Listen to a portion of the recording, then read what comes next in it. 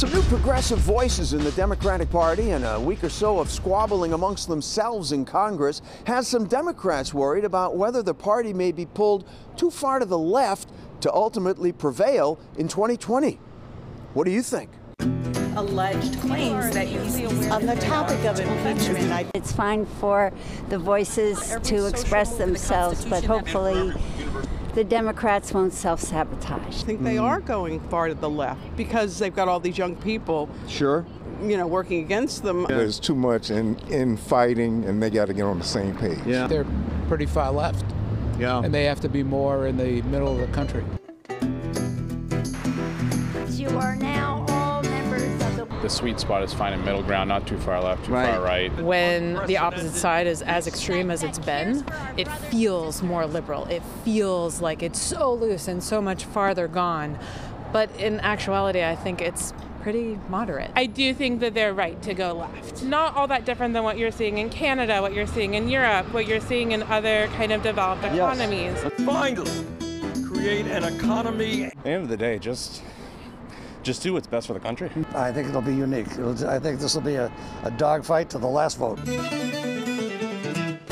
A dogfight to the last vote. Marianne Marsh is with us this morning. Rob Gray is with us this morning. Rob, let me ask you off the top here. Is there such a thing as two left? Well, sure there is. And, Beto O'Rourke, he's not a centrist, but he may try and play one on TV, right? The problem for Democrats is if they're too harsh on Trump, way out of the mainstream harsh, as some of these congressmen have gotten headlines on, then it makes Trump look normal. Marianne, does that leave Beto space in the middle?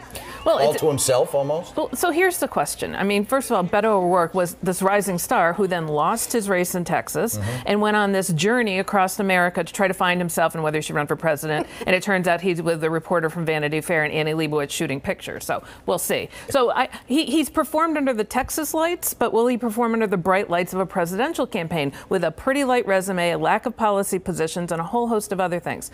So here's what's interesting to me. He got as much coverage this week on day one as Donald Trump used to get in 2016, which to me is like, have we learned nothing? He got wall-to-wall coverage. How heavy was Barack Obama's resume before he started? He'd been in the Illinois Senate and the United States Senate for an hour, which still beats him. Okay. And so I just think, last point, he clearly showed his strategy by starting in Iowa. He has to win Iowa, the caucuses, on charisma and a cult of personality to slingshot his way to New Hampshire and try to win here because the states after that are very tough. But Marianne, he has a great name.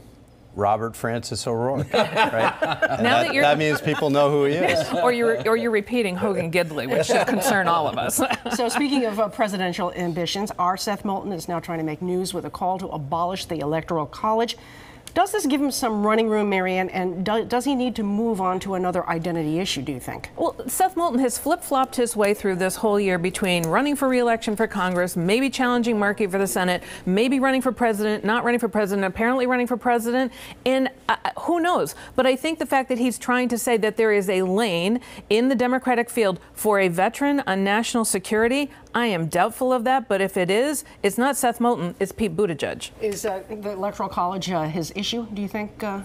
Well, I hope not if he wants to win, because it's not exactly an emotional issue that connects with voters, I think he's at the back of the pack for a reason. Talking about the Electoral College is one of them. Right, and being on the border of New Hampshire, having a congressional district doesn't do you any good either. Looking for a VP slot maybe down the road? Yeah, good luck, buddy. He's running for VP. Next item is Tom Steyer, and he threw a rally in Springfield this week calling for the impeachment of President Trump.